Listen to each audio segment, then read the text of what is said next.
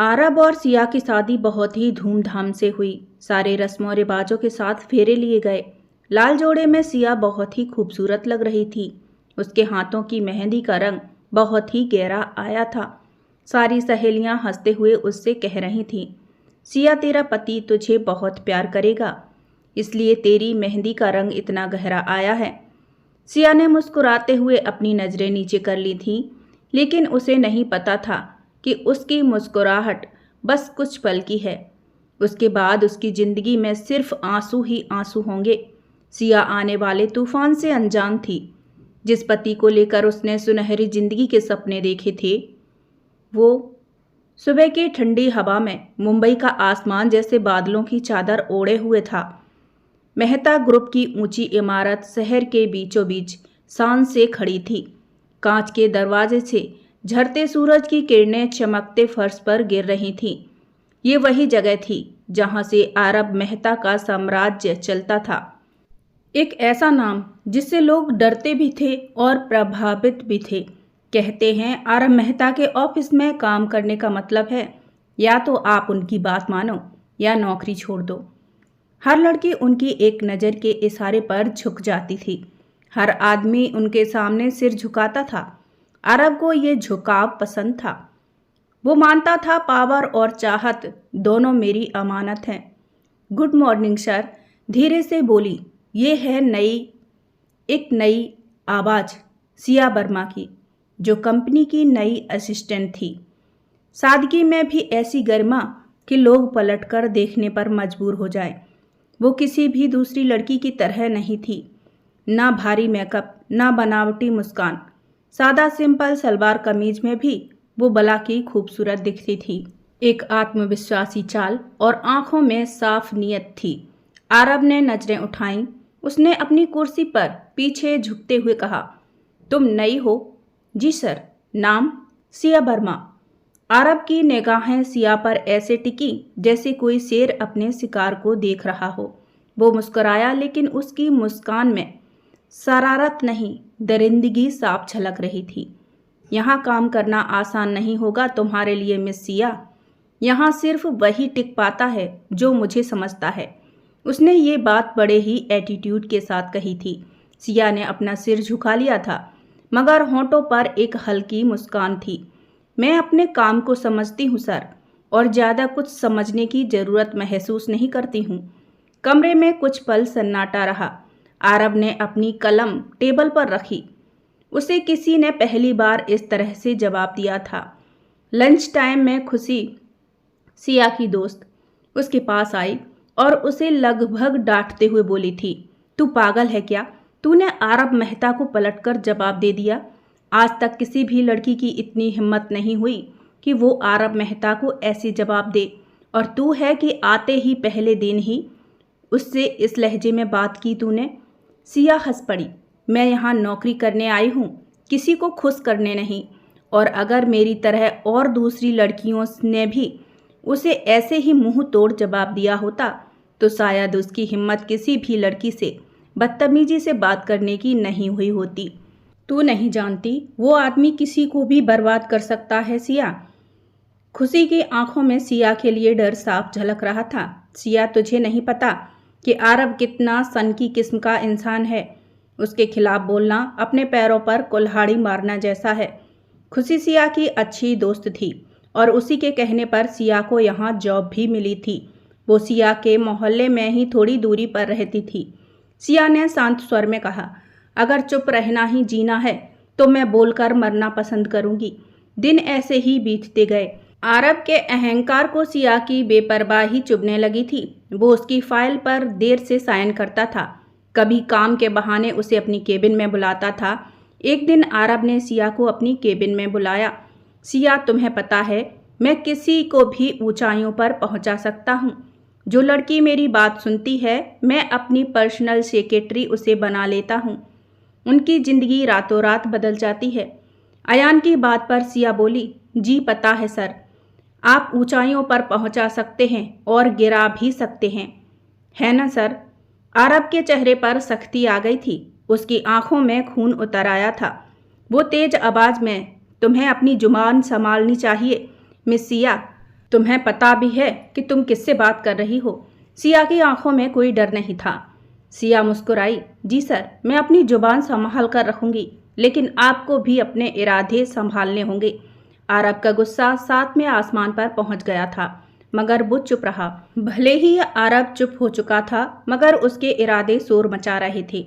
आज आरब ने सिया को कुछ फाइलें भिजवाईं। आरब का सेक्रेटरी सिया के पास फाइल लेकर पहुंचा और बोला, आरब सर ने ये फाइलें दी हैं, इनका काम खत्म करके ही तुम आज घर जाओगी। सिया अपना काम बहुत ही ईमानदारी से करती थी, इसलिए उसने वो सारी फाइलों का काम खत्म किया। लेकिन काम खत्म करते करते शाम हो चुकी थी। शाम के समय ऑफिस में सन्नाटा था। सभी कर्मचारी जा चुके थे। सिया फाइल समेट रही थी।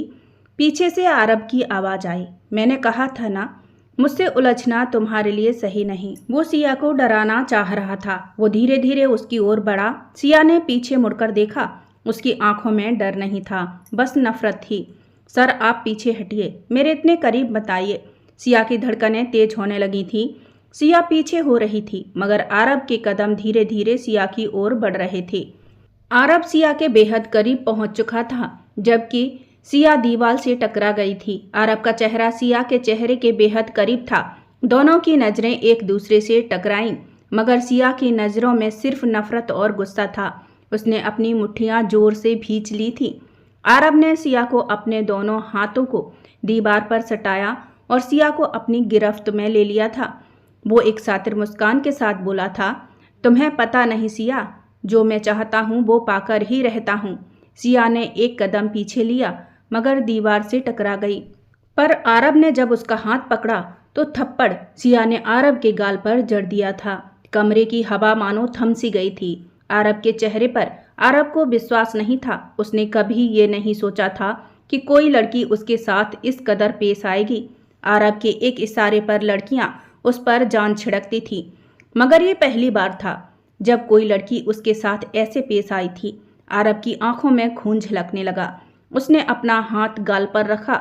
सिया की आंखों में आंसू थे। किसी ने उसे इस तरह से नहीं छुआ था। वो भी बौखला गई थी और दांत भींचते हुए बोली थी, अब याद रखिएगा सर, हर औरत आपकी अमानत नहीं होती। नहीं करनी मुझे ऐसी नौकरी जिसमें अपने आत्मसम्मान को ही खोना पड़े। थूकती हूँ मैं ऐसी नौकरी पर और तुम पर। वो दरवाज़ा खोलकर बाहर निकल गई थी। आरब की मुट्ठियाँ भिज गई थीं, चेहरा लाल हो गया था।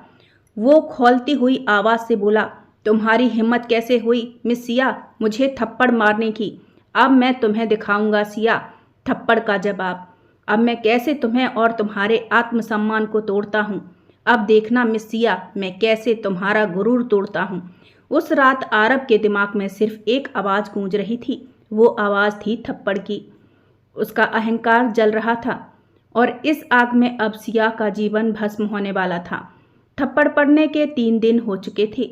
आरब मेहता का चेहरा अब भी उस चोट की जलन से तप रहा था, मगर वो चोट उसके गाल पर नहीं, उसके दिलो दिमाग पर और अहंकार पर लगी थी। वो अपने ऑफिस की खिड़की के पास खड़ा नीचे सड़क पर बहती भीड़ देख रहा था। हाथ में विस्की का ग्लास और आंखों में नफरत की लपटें थीं। तुमने मुझे थप्पड़ मारा सिया, अब देखना मैं तुम्हें कैसे तोड़ता हूँ। वर्मा ग्रुप को डील मिल गई? आरब ने अपने मैनेजर से पूछा। नहीं सर, वो लोग आपकी कंपनी के खिलाफ बोली लगा रहे हैं। आरब मुस्कुराया। बहुत अच्छा। कुछ दिनों बाद खबर आई, सिया के पिता प्रकाश वर्मा का छोटा सा बिजनेस डूब गया था। बैंक ने कर्ज का नोटिस भेजा था। खबर जब सिया तक पहुंची तो उसके पैरों तले जमीन खिसक गई थी। वो भागी भागी अपने पापा के पास पहुंची थी। पापा, आपने मुझे क्यों नहीं बताया? बेटा, मैंने सोचा सब कुछ संभल जाएगा, पर अब शायद देर हो गई। सिया ने पूरी रात जागकर सोच लिया, वो कुछ भी करेगी, बस पापा की इज्जत नहीं मिटने देगी। अगले दिन सिया आरब की केबिन में रिजाइन लेटर लेकर पहुंची। सर, मैं नौकरी से रिजाइन दे रही हूँ। मिस सिया, कल जो भी हुआ मैं उसके लिए शर्मिंदा हूँ। मुझे आपके साथ ऐसा नहीं करना चाहिए था। आरब के मुंह से ये बात सुनकर सिया की आंखें फटी की फटी रह गई थीं। उसने धीरे से अपने हाथ पर चुटकी काटी। कहीं ये सपना तो नहीं देख रही मैं? आरब मेहता, और माफ़ी मगर सिया को कहाँ पता था कि ये सिर्फ नाटक था, सिया की नज़रों में अच्छा बनने का। सिया प्लीज, तुम नौकरी से रिजाइन मत दो। अब मैं कभी भी तुमसे इस तरह से बात नहीं करूँगा। सिया ने अपना रिजाइन लेटर चुपचाप वापस ले लिया और आकर अपनी सीट पर बैठ गई, मगर वो आज बहुत उदास थी अपने पापा की वजह से। सिया का उदास चेहरा देखकर खुशी ने पास आकर कहा, क्या हुआ, तू इतनी चुप क्यों है? सिया की आंखें भीग गई थीं। खुशी, बैंक ने घर नोटिस भेज दिया है, पापा टूट गए हैं, मुझे कुछ करना होगा। खुशी ने चिंतित होकर कहा, तू आरब सर से मदद मत मांगना, वो बहुत खतरनाक हैं, मदद के बहाने लड़कियों की जिंदगी बर्बाद कर देते हैं। सिया ने गहरी सांस ली। अगर मेरे पापा की इज्जत बचाने के लिए मुझे किसी से भी मदद लेनी पड़े तो मैं नहीं डरूंगी। खुशी ने उसका हाथ थामा। वो आदमी मदद नहीं करेगा, जो भी हो देखा जाएगा। ऑफिस का माहौल हमेशा की तरह भारी था। कांच की दीवारों के पीछे हर शब्द की कीमत थी और हर नज़र में डर। सिया ने गहरी सांस ली। दिल में खुशी की आवाज़ गूंज रही थी, मत जाना सिया, वो आदमी मदद नहीं करता, सौदे करता है। लेकिन आज उसके पास कोई और रास्ता नहीं था। उसने अपने पापा का चेहरा याद किया, उनकी झुकी हुई आंखें, कांपते हाथ और टेबल पर रखा बैंक का नोटिस। मैं अपनी बेटी को इस हालत में नहीं देख सकता। पापा के ये शब्द सिया के कानों में बार बार बज रहे थे। वो सीधे आरब की केबिन में सामने आकर रुक गई थी। उसने दरवाज़ा खटखटाया। टक टक टक। कम इन। आरब की आवाज़ ठंडी थी मगर आंखों में वही घमंड की चमक थी। सिया अंदर गई। आरब अपनी कुर्सी पर झुका हुआ फाइलें देख रहा था। जैसे ही उसने सिया को देखा, होंठों पर हल्की सी मुस्कान तैर गई थी, वही सातिर खेलती मुस्कान। ओ मिस सिया, आज मेरे ऑफिस में, लगता है वो थप्पड़ अब भी याद है तुम्हें। उसकी आवाज़ में तंज था मगर सिया शांत रही। सर, मैं निजी कारण से आई हूँ। मेरे पापा का बिजनेस डूब गया है, बैंक ने नोटिस भेजा है। अगर आप चाहें तो कंपनी का कुछ एडवांस या पर्सनल लोन। आरब ने उसे बीच में रोक दिया। तो अब तुम्हें मेरी ज़रूरत है। वो अहंकार, वो आत्मसम्मान सब खत्म। उसने धीरे से कुर्सी से उठते हुए कहा, देखो सिया, मैं व्यापार में दिल नहीं लगाता, लेकिन तुमसे अलग बात है। सिया ने सिर झुका लिया। मैं कोई एहसान नहीं चाहती, बस एक मौका कि पापा की इज्जत बच जाए। आरब ने कुछ पल उसकी आंखों में देखा, फिर फाइल बंद की और कहा, ठीक है, तुम्हारे पापा का मामला है तो मैं संभाल लूँगा। सिया की सांसें थम गईं। सच? हाँ। वो आगे बढ़ा और बोला, मैं इतना भी बुरा नहीं हूँ मिस सिया, जितना तुम मुझे समझती हो, लेकिन बदले में मुझे तुमसे कुछ चाहिए। सिया एकदम से चौंकते हुए उसे देखती है। वो आगे बोलता है, सिया, मुझे तुम्हारा भरोसा चाहिए, क्या तुम मुझ पर भरोसा करोगी? सिया ने उसकी आंखों में देखा। पहली बार उसे आरब के चेहरे में एक नेक दिल इंसान नजर आया था। उसके चेहरे पर मासूमियत छलक रही थी। अगर आप सच में मदद करेंगे तो मेरा भरोसा हमेशा आप पर रहेगा सर, वो धीरे से बोली थी। आरब मुस्कुराया, मगर इस बार उसकी मुस्कान के पीछे तूफान था। तुमने सही फैसला किया सिया, अब से मैं सब संभाल लूँगा। अगले ही दिन बैंक नोटिस वापस ले लिया गया था। प्रकाश वर्मा के घर से कर्ज का खतरा टल चुका था। सिया ने जब ये सुना तो उसकी आंखों से आंसू झरने लगे। आरब सर ने सच में मेरी मदद कर दी। रात को खुशी उसके घर आई। तूने क्या किया है सिया? कहीं तूने आरब सर से? सिया ने धीमी आवाज में कहा, हाँ, मैंने उनसे बात की थी और उन्होंने सच में मेरी मदद की है खुशी। सिया का चेहरा खुशी की वजह से खिल उठा था, मगर खुशी की आंखों में चिंता झलक उठी थी। सिया, वो आदमी फ्री में कुछ नहीं करता, जरूर इस मदद के पीछे उसका कोई मकसद रहा होगा। सिया ने हल्की मुस्कान दी और बोली, खुशी, कभी कभी हम किसी इंसान के लिए अपने मन में इतनी गलत फहमियाँ पाल लेते हैं कि उसकी अच्छाई में भी बुराई नजर आती है। मैंने महसूस किया है आरब सर का बात करने का तरीका बेहद अलग था। हर इंसान के अंदर एक अच्छा इंसान बचा होता है खुशी। शायद मैं गलत नहीं सोच रही। खुशी ने सिर हिलाया। बस सावधान रहना दोस्त, खुशी ने सिया के कंधे पर हाथ रखकर कहा था। सिया ने खिड़की से बाहर आसमान की ओर देखा। चांद की रोशनी में उसे सचमुच एक नया सवेरा दिख रहा था, पर उसे कहाँ पता था कि ये सवेरा किसी लंबी काली रात की शुरुआत थी। आरब अपने केबिन में खड़ा था, खिड़की से बाहर देखता हुआ मुस्कुरा रहा था। आरब धीरे से खुद से बोला, तुम्हें झुकाने से ज़्यादा मज़ा तुम्हें अपने प्यार में गिराने में आएगा मिस सिया वर्मा। सिया फाइल लेकर अंदर आती है, चेहरे पर वही शांति मगर भीतर हल्का तनाव। आरब बिना देखे, अंदर आओ मिस सिया। खुशी ने चुपचाप सामने फाइल रख दी थी। आरब फाइल के पन्ने पलटते हुए अचानक बोला, वैसे सिया तुम्हारे पापा अब ठीक हैं? आरब के मुंह से ये बात सुनकर सिया हैरान रह गई थी। आपको कैसे पता सर कि तुम्हारी आंखों की बेचैनी कम हो गई है? इसलिए आरब ने मुस्कुराते हुए कहा था। लगता है किसी ने मदद कर दी, सिया ने धीरे से कहा। हाँ, लेकिन मुझे पता है वो कौन था।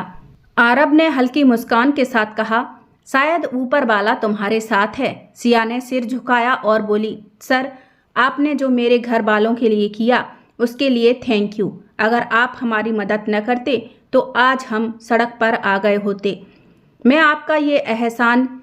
सिया आगे कुछ बोलती उससे पहले ही आरब उसकी बात काटते हुए बोला, मिस सिया थैंक यू कहकर मुझे शर्मिंदा मत कीजिए। मैं तो बस पश्चाताप कर रहा हूँ। जो मैंने तुम्हारे साथ किया वो मुझे नहीं करना चाहिए था। पता नहीं मुझे क्या हो गया था। वैसे हो सके तो मुझे माफ़ कर दो। नहीं सर, आप बार बार माफ़ी मांग कर मुझे शर्मिंदा कर रहे हैं। वो कहते हैं ना, देर आए दुरुस्त आए, और हर इंसान को मौका मिलना चाहिए अगर वो सुधरने का। तो तुमने मुझे माफ़ कर दिया, मैं कैसे मान लूँ? आरब ने मुस्कुराते हुए कहा था। सर आप बताइए कि मैं कैसे आपको यकीन दिलाऊं? मुझसे दोस्ती करके, आरब जल्दी जल्दी में बोला था। अगर तुम चाहो तो। सिया कुछ देर चुप रही, लेकिन सिया ने आज आरब की नज़रों में कुछ नया देखा था। आरब फिर बोला, कोई बात नहीं सिया, अगर तुम्हें मुझ पर भरोसा नहीं। आरब अपनी बात पूरी करता उससे पहले ही सिया ने अपनी दोस्ती का हाथ आगे बढ़ा दिया था। आरब के चेहरे पर हल्की जीत की सातिर मुस्कान आ गई थी। ये खेल शुरू हो चुका था। धीरे धीरे आरब सिया के करीब आने लगा था। कभी छोटी छोटी बातें, कभी तारीफें, कभी ऑफिस की पार्टियों में उसके लिए खास केयर करता था। सिया को पहले झिझक होती थी, पर धीरे धीरे उसे लगता है कि शायद आरब उतना बुरा नहीं जितना उसने सोचा था। खुशी बार बार सिया को चेताती थी, सिया मुझसे वादा कर, तू आरब को अपने दिल में जगह कभी नहीं देगी। वो आदमी तेरे लिए ठीक नहीं है। पर सिया कहती थी, मुझे नहीं लगता ऐसा है खुशी। कभी कभी इंसान बुरा नहीं होता, हालात उसे बुरा बनने पर मजबूर कर देते हैं। आरब उसे लंच, डिनर, छोटी ट्रिप तक ले जाने लगा था। उसके हर शब्द में सच्चाई जैसी मिठास घुली रहती थी। धीरे धीरे सिया को लगने लगा था कि आरब वाकई सिया से प्यार करने लगा है। एक शाम रेन ड्रिप से भीगी ऑफिस टेरेस पर आरब ने सिया से कहा, पता है सिया, तुम वो पहली लड़की हो जिसने मेरे चेहरे के पीछे के आदमी को देखा है। तुमने थप्पड़ मारा था, लेकिन शायद उसी थप्पड़ ने मुझे जीना सिखाया है। सिया मुस्कुराई, उसकी आंखें भीग गईं। शायद इसलिए तुमसे नफरत भी की, और आज वही नफरत प्यार में बदल गई। आरब ने उसका हाथ थामा और धीरे से बोला, सिया क्या तुम मुझसे शादी करोगी?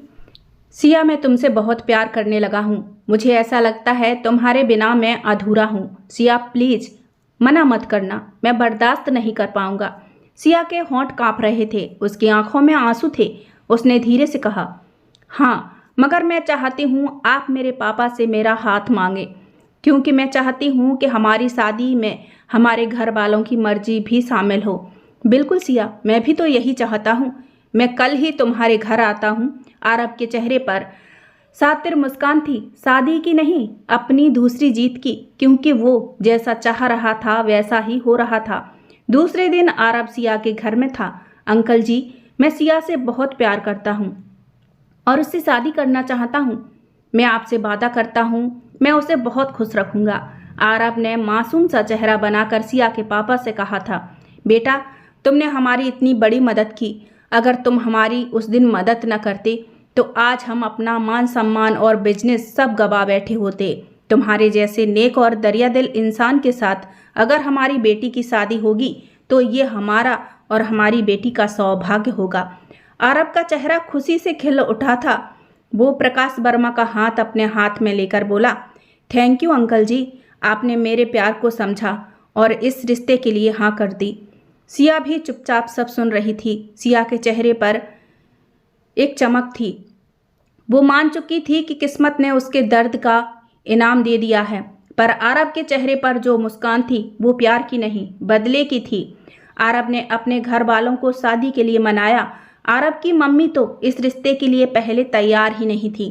कहती थी हम अपने इकलौते बेटे की शादी अपनी बराबरी वालों से करेंगे, मगर जब आरब ने कहा कि मैं उस लड़की से के बिना नहीं जी पाऊंगा तो वो मान गई थी। आरब के पापा को इस शादी से कोई ऐतराज नहीं था, बल्कि वो तो खुश थे कि हमारे बेटे ने अपने दिल की सुनी और छोटा बड़ा नहीं देखा। चलो अच्छा है, हमारा बेटा अपनी माँ की तरह बेतुकिया ख्यालों का नहीं है। आरब और सिया की शादी बहुत धूमधाम से हुई। सारे रस्मों रिवाजों के साथ फेरे लिए गए। लाल जोड़े में सिया बहुत ही खूबसूरत लग रही थी। उसके हाथों की मेहंदी का रंग बहुत ही गहरा आया हुआ था। सारी सहेलियां हंसते हुए उससे कह रही थीं, सिया तेरा पति तुझे बहुत प्यार करेगा, इसलिए तेरी मेहंदी का रंग इतना गहरा आया है। सिया ने मुस्कुराते हुए अपनी नजरें नीचे कर ली थीं, लेकिन उसे नहीं पता था कि उसकी मुस्कुराहट बस कुछ पल की है। उसके बाद उसकी जिंदगी में सिर्फ आंसू ही आंसू होंगे। सिया आने वाले तूफान से अनजान थी। जिस पति को लेकर उसने सुनहरी जिंदगी के सपने देखे हैं वो खलनायक निकलेगा। सिया की आंखों के सामने आरब के साथ बिताए हर सुनहरे पल घूम रहे थे। सुहागरात के सपने। सिया तू मेहता खानदान की बहू बन गई है, इतने ऊंचे खानदान की बहू, कहीं तू मुझे भूल तो नहीं जाएगी? खुशी ने अनमने मन से सिया से पूछा था। नहीं खुशी, मैं भला तुझे कैसे भूल सकती हूँ, तू तो मेरी सबसे अच्छी दोस्त है, तू मुझसे मिलने आया करेगी ना? सिया ने आंखों में नमी लाते हुए खुशी से पूछा था। खुशी की भी आंखें नम हो गई थीं। दोनों गले मिली। चलो चलो विदाई का मुहूर्त हो गया है, एक लड़की ने भागकर आते हुए कहा था। इस तरह सिया अपने घर वालों के गले मिली। बेटा हमारी सिया थोड़ी नासमझ है, उसकी माँ बचपन में ही गुजर गई थी। मैंने उसे माँ बाप दोनों बनकर पाला है, इसलिए थोड़ा जिद्दी भी हो गई है। अगर कभी अपनी ऊंची आवाज में आपसे बात कर जाए तो उसे माफ़ कर दिया करना और हमेशा मेरी बच्ची का ख्याल रखना। उसे कभी अपने मायके की याद ना आए, उसे इतना प्यार देना। सिया के पापा ने हाथ जोड़कर आरब से विनती करते हुए कहा था। अंकल जी आप सिया की बिल्कुल भी चिंता मत कीजिए, मैं उसे रानी बनाकर रखूंगा। आखिर मैंने उससे प्यार किया है। आरब ने प्रकाश जी के दोनों हाथों को अपने हाथ में थामते हुए कहा था। कुछ ही देर में सिया मेहता मेंशन के दरवाजे पर खड़ी थी। जया जी, आरब की माँ यूं तो शादी के लिए मान गई थी, मगर उन्हें छोटे लोगों से नफरत थी, इसलिए उन्होंने सिया के स्वागत की कोई तैयारी भी नहीं की थी। सिया और आरब दरवाजे पर खड़े थे, मगर जया जी वहां उनके स्वागत के लिए मौजूद नहीं थी। आरब के पिता महेश जी ने जया जी को आवाज लगाई, जया जया, बहू बेटा दरवाजे पर खड़े हैं और तुमने उनके स्वागत का कोई भी इंतजाम नहीं किया है।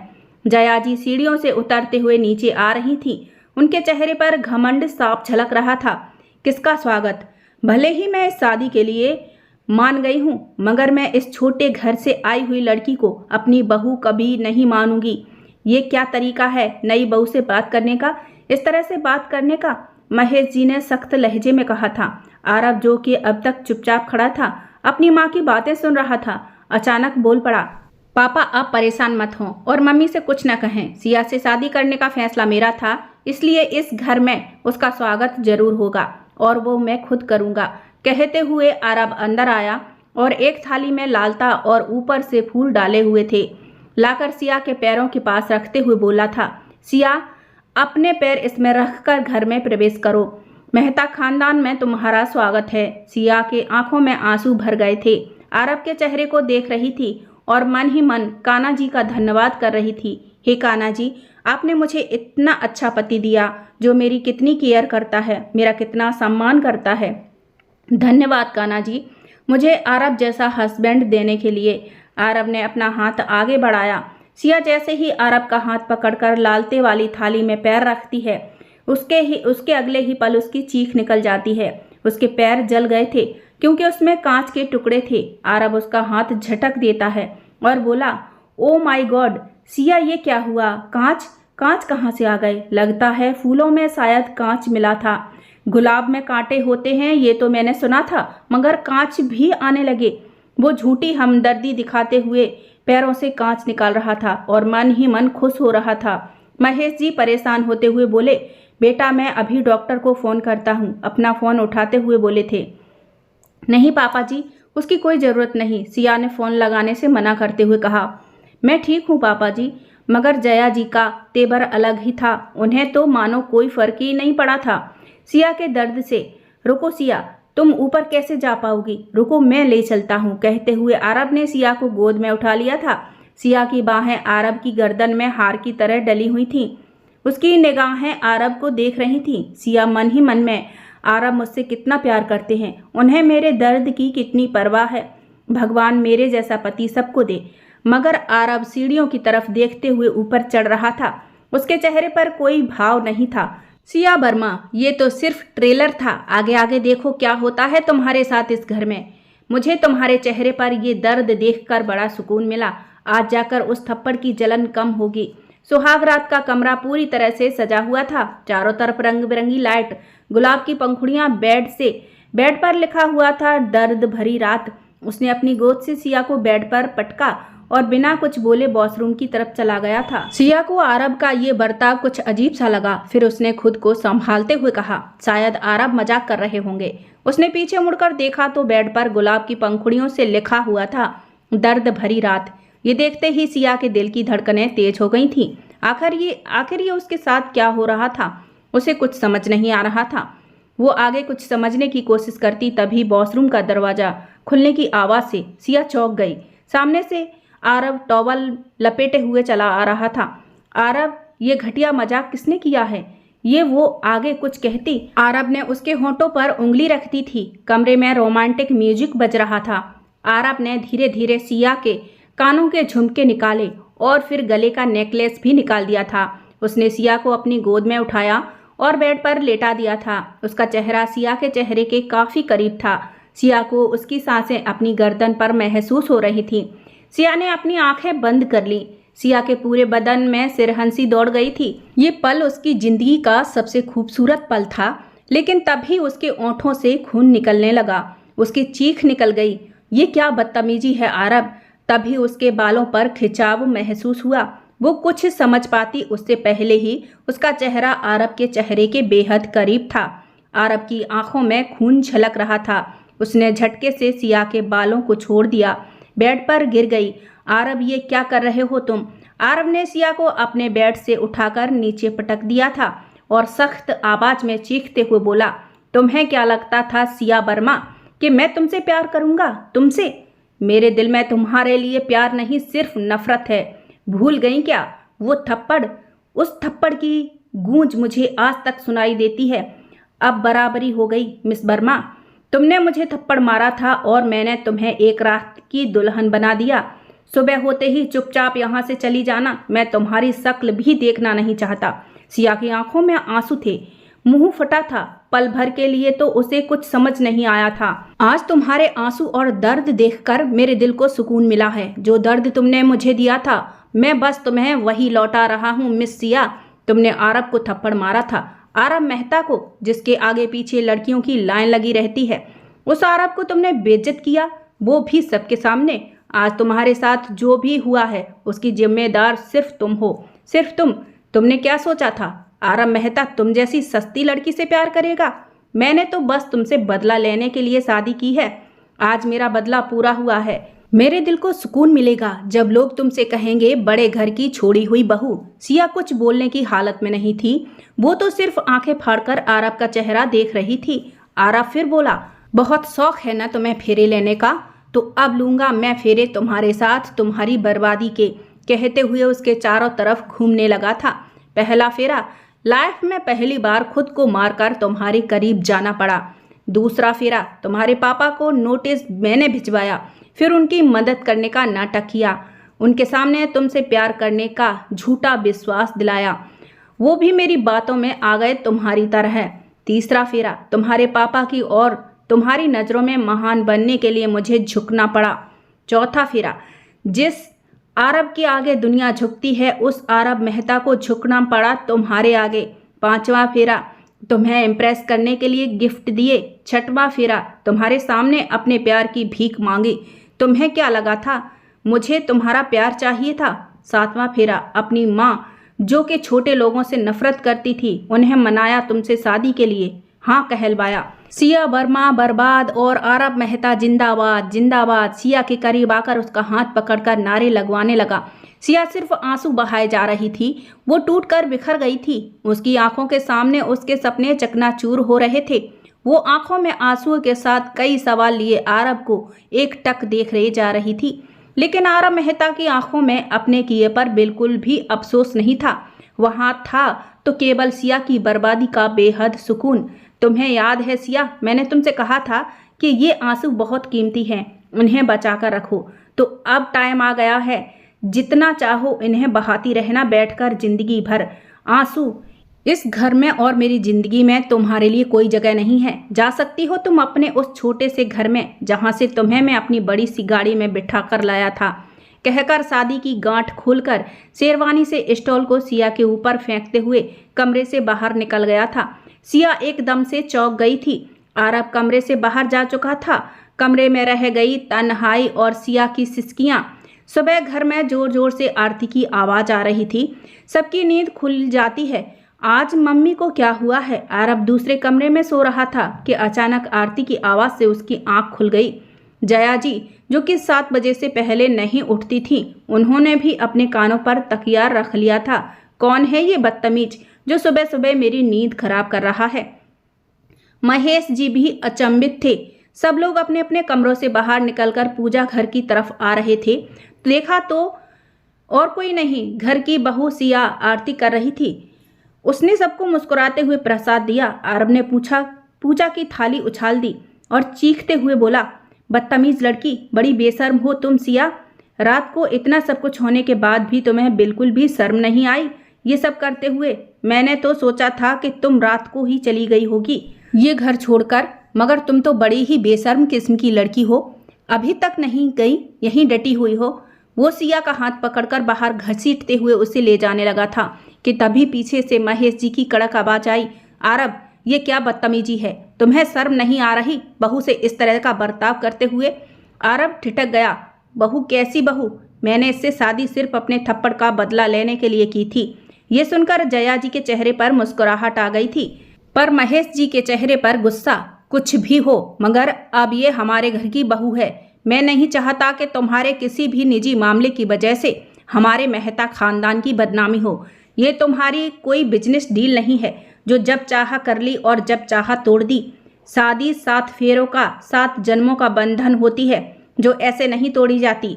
बहू को अंदर लेकर जाओ, वरना इस घर के दरवाजे तुम्हारे लिए हमेशा के लिए बंद हो जाएंगे। आप ये कैसी बातें कर रहे हैं महेश जी? आरब हमारा बेटा है, जया जी बीच में बोल पड़ी थी। तुम चुप रहो जया जी, तुम्हारे लाड़ प्यार की वजह से ही आज आरब इतना बदतमीजी और घमंडी हो गया है। तुमने इसे दूसरों की इज्जत करना सिखाया ही नहीं। जैसी माँ वैसा बेटा। जब मैं इसे अपनी पत्नी मानता ही नहीं तो फिर इसका इस घर में रहने का क्या मतलब है? इसे यहाँ से जाना ही होगा। मैं जब जब इसे अपने सामने देखूंगा मुझे वही थप्पड़ याद आएगा जो इसने मुझे सबके सामने मारा था।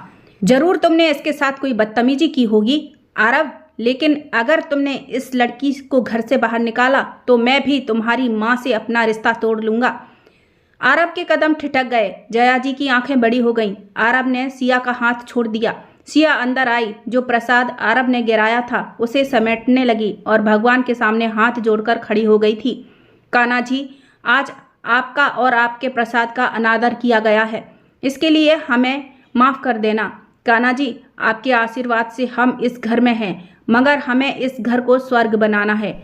आपका सही वास वहीं होता है जहां खुशी हो, घर की बहू बेटी का सम्मान हो, लोगों के दिल और नीयत साफ हो। अपने पति और सास को सही इंसान बनाना ही हमारा धर्म होगा। कान्हा जी, मुझे हिम्मत देना कि मैं अपने पति को बदल सकूं। कान्हा जी, जिस इंसान ने आपकी प्रसाद का अपमान किया है वही इंसान एक दिन आपकी पूजा मेरे साथ करेगा, ये मेरा आपसे वादा है। फिर महेश जी के पैर छुए। उन्होंने उसे आशीर्वाद दिया और कहा, बेटी तुम इस घर की बहू ही नहीं, मेरी बेटी भी हो। अगर आज के बाद तुमसे कोई ऊंची आवाज में बात करे तो मुझसे कहना, ये घर तुम्हारा भी है। सिया के चेहरे पर हल्की सी मुस्कान आ गई थी।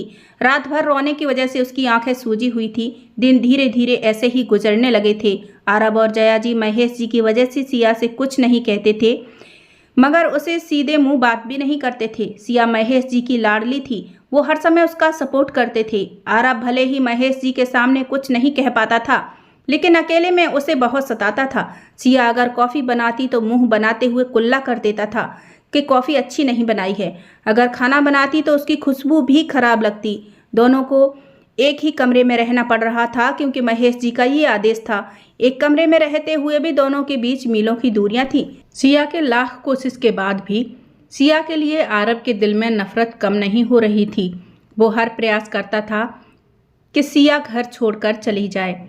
उसे सताने के नए नए बहाने ढूंढता रहता था। रात गहरी हो चुकी थी। महल के उस बड़े कमरे में बस टेबल लैंप की हल्की सी रोशनी जल रही थी।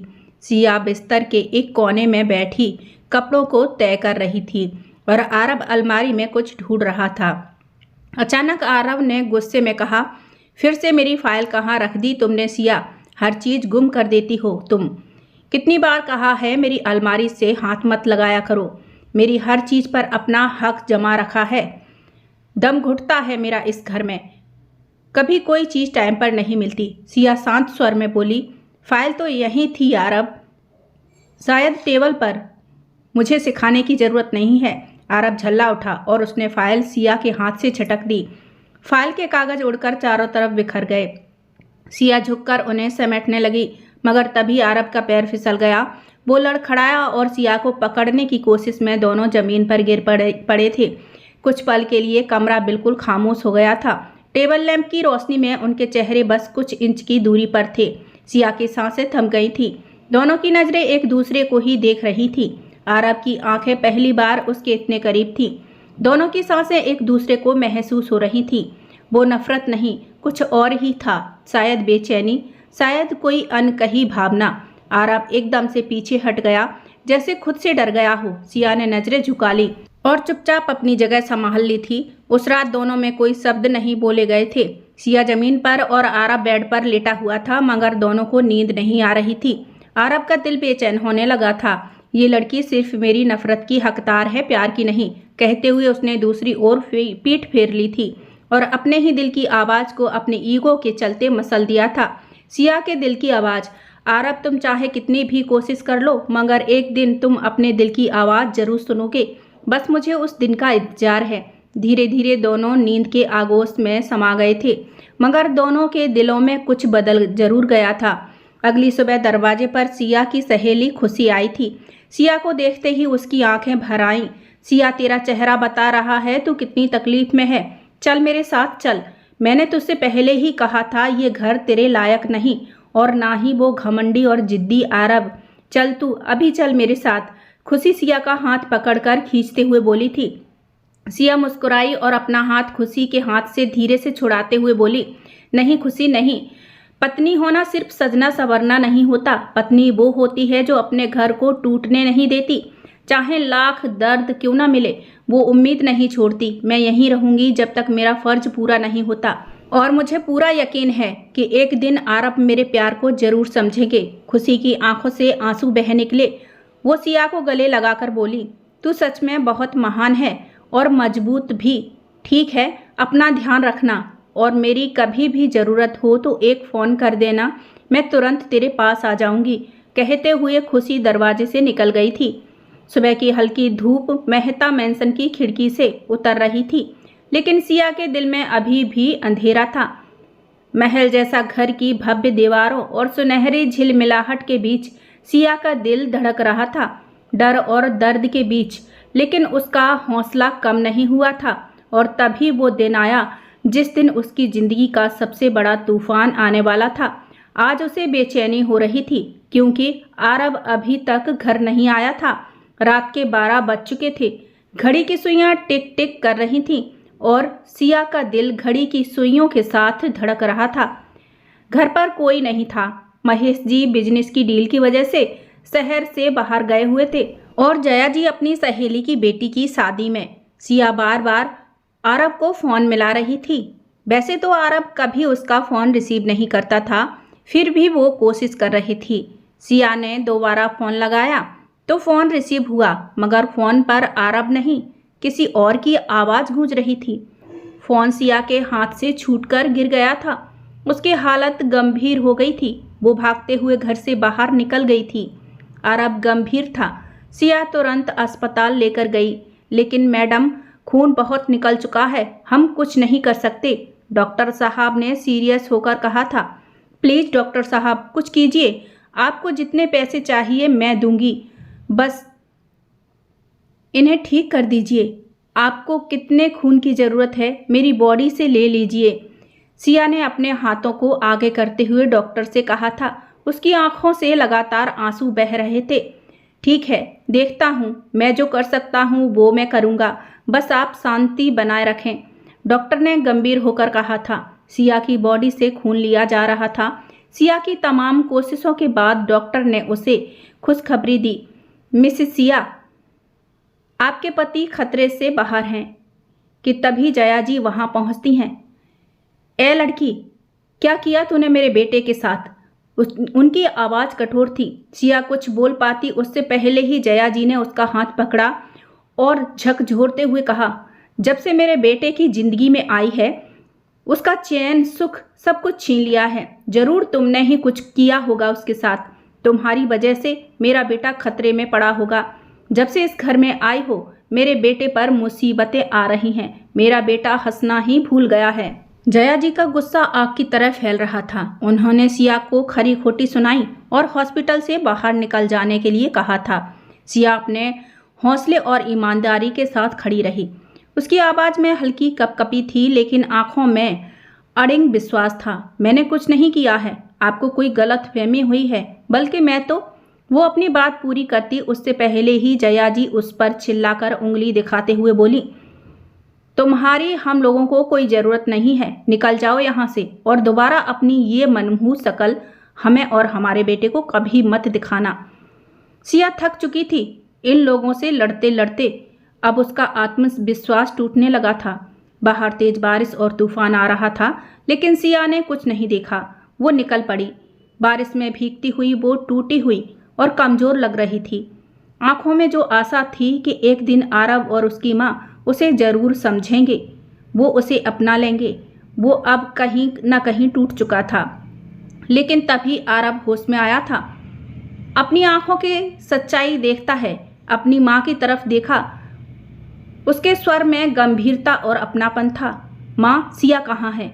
आरब के मुंह से ये पहला शब्द सुनकर जया जी सन्न रह गई थी। वो बेटा, मैंने उस बदतमीज और मनहूस लड़की को घर से निकाल दिया है। जब से हमारी ज़िंदगी में आई है कुछ न कुछ हमारे साथ बुरा ही हो रहा है। आज जो तेरी हालत है सब उसी की वजह से है। जया जी रोते हुए आरब के कंधे पर हाथ फेरते हुए बोली थी। नहीं मम्मी, ये आपने क्या किया? आरब एकदम से उठकर बैठ गया था। मम्मी, अगर आज मैं आपके सामने हूँ तो वो सिर्फ सिया की वजह से। सिया ने मेरी जान बचाई ना होती तो आज मैं आपके सामने जिंदा नहीं होता। मैं उसे ढूंढने जा रहा हूँ। आरब के कदम तेजी से बाहर की ओर बढ़ रहे थे। जया जी ने उसे रोकने की बहुत कोशिश की, मगर वो नहीं रुका। तेज तूफान और बारिश में आरब ने सिया को इधर उधर हर जगह ढूंढा, मगर वो कहीं नहीं दिखी। आरब की आंखों से पश्चाताप के आंसू लगातार बह रहे थे। वो अपने मुंह से बड़बड़ा रहा था। सिया मेरी जिंदगी, मेरा साहस, मेरा सब कुछ। मैंने तुम्हें समझने में बहुत देर कर दी। सिया, मुझे माफ़ कर दो। कहाँ हो? वापस आ जाओ, मैं तुम्हारे बिना जी नहीं सकता। आरब की हर सांस तेज हो रही थी। हर कदम उसकी बेचैनी का हिस्सा। उसका दिल सिर्फ उसका ही नाम दोहरा रहा था, सिया। आरब थककर घुटनों के बल बैठकर रोने लगा था कि तभी सिया उसे एक पेड़ के नीचे बैठी दिखाई दी। खुद को बारिश से बचाने की कोशिश कर रही थी। उसे देखकर आरब की आंखों में चमक आ गई थी। आरब ने दौड़ते हुए उसका हाथ पकड़ा। सिया, मैंने तुम्हें ढूंढ लिया। उसके चेहरे पर मुस्कान और आवाज में सिर्फ राहत नहीं बल्कि सालों का दर्द और पश्चाताप था। सिया घबराते हुए बोली, आरब तुम ऐसी हालत में यहाँ क्या कर रहे हो? तुम्हारी तबीयत ठीक नहीं है और तुम ऐसे यहाँ भागते हुए चले आए। आरब की आंखों में आंसू थे। सिया, मैं तुम्हारे साथ इतना गलत व्यवहार किया और तुम फिर भी मेरी परवाह कर रही हो। मैं हार गया सिया, मैं हार गया, मुझे माफ़ कर दो। सिया, मैंने तुम्हारे साथ बहुत गलत किया था। सिया ने उसकी आंखों में देखा, जहां अब पहले जैसी तिरस्कार नहीं बल्कि प्यार और अपनापन, पश्चाताप छलक रहा था। लेकिन जया जी जो दूसरी ओर खड़ी थी सब देख रही थी। पहले तो गुस्से में थी, पर जब उन्होंने देखा आरब का दिल और सिया की निष्ठा तो उनकी आंखों में भी नमी आ गई थी। आरब ने सिया को अपने सीने से लगाया। आज तक मैंने तुम्हें गलत समझा, लेकिन अब समझ गया हूँ, तुम ही मेरी ताकत हो। तुम्हारे बिना मेरी जिंदगी अधूरी है। सिया की आंखों में आंसू थे, लेकिन उसके होंठों पर हल्की मुस्कान थी। सारे दर्द, सारे संघर्ष अब एक नए अध्याय की शुरुआत में बदल रहे थे। आरब और सिया हाथ में हाथ डाले सच और प्यार की नई कहानी लिखने को तैयार थे। और जया जी ने भी धीरे से कहा, सिया, तुम सच में हमारे परिवार की सबसे बड़ी ताकत हो सके तो मुझे माफ़ कर दो बहू। सिया के सामने हाथ जोड़ते हुए जया जी बोली थी। नहीं मम्मी जी, आप ये क्या कह रही हैं? बड़े छोटे से माफ़ी मांगे ये शोभा नहीं देता। देखा जया जी, मैं न कहता था हमारी बहू लाखों में एक है। पीछे से महेश जी बोले, जो धीरे धीरे कदमों से आगे बढ़ रहे थे। सिया के जीवन की नई सुबह, सूरज की पहली किरण उनके चेहरे पर पड़ रही थी। एक नई शुरुआत, नई उम्मीद और सच्चे प्यार की। आरब और सिया घर के मंदिर में पूजा आरती कर रहे थे। सिया हाथ जोड़कर कान्हा जी से बोली, कान्हा जी, आपका बहुत बहुत शुक्रिया मेरा हमेशा साथ देने के लिए। मैंने आपसे वादा किया था, वो आज पूरा किया है। अब हमेशा आपकी कृपा बनाए रखना और हमारे परिवार पर अपना आशीर्वाद रखना। दोस्तों, सच्चा प्यार और निष्ठा कभी भी झूठ, अहंकार या परिस्थितियों से नहीं दबता। मुश्किल समय में भी अगर हम अपने दिल की सच्चाई और ईमानदारी को बनाए रखें तो रिश्तों की ताकत और भरोसा हमें हर तूफान से ऊपर उठाने में मदद करता है। याद रखिए, असली जीत वही है जिसमें प्यार, सम्मान और ईमानदारी साथ साथ हो। तो दोस्तों, कैसी लगी आपको हमारी आज की कहानी? कमेंट में ज़रूर बताइएगा और ऐसी ही मज़ेदार कहानियाँ देखने के लिए हमारे चैनल को सब्सक्राइब जरूर कीजिएगा। तो दोस्तों, मिलते हैं एक ऐसी ही रोमांटिक और दिल को छू लेने वाली कहानी के साथ। तब तक के लिए जय श्री कृष्णा, राधे राधे। अपना ख्याल रखिए और अपनों का ख्याल रखिए और ऐसे ही नई नई कहानियाँ सुनते रहिए। धन्यवाद दोस्तों, कहानी पूरी सुनने के लिए आपका बहुत बहुत शुक्रिया अदा करती हूँ।